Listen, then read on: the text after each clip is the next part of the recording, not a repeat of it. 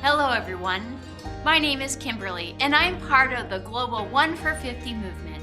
We desire to equip people like you to reach, disciple, and empower the next generation.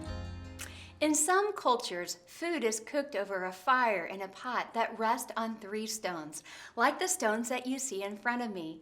The stones are positioned around the fire in the center.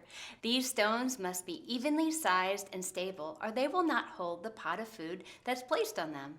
Our ministry to children can be compared to a 3-stone cooking fire. The fire in the center represents God's heart and passion for children. God's heart must be burning within us if we want to have a vital ministry with children. The 3 stones represent children's ministry leaders and the 3 essential components that they must have to prepare to do children's ministry very well. Stone number 1 represents skills. This refers to creativity, teaching skills, and ideas we use to teach children. Most people think that skills are the only requirement to prepare for ministry to children, but skills are only one part of what is required. Stone number 2 refers to Bible knowledge. This means knowing God's Word, having it live in your heart, and being able to teach it accurately. Many people say that children's workers are only teaching children, so they do not need any Bible training. But children must be taught well to build a strong foundation of truth for the future. Stone number 3 represents servant leadership. This refers to being an example of Christ, being a person of compassion and integrity outside of class, not just when you're with your children.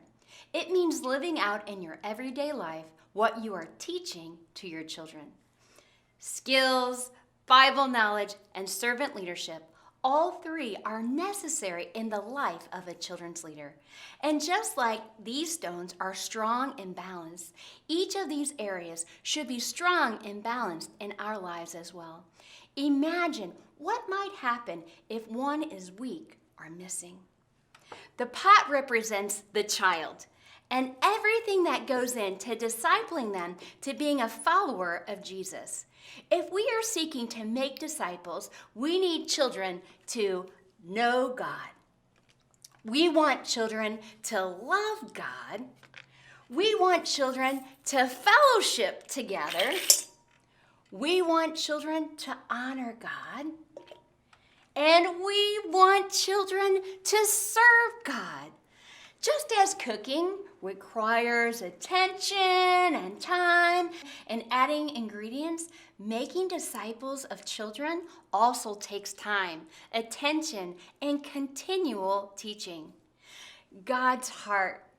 Children's leaders with skills, Bible knowledge, and servant leadership, and children that are growing as disciples to know God, love God, honor God, fellowship together, and serve God.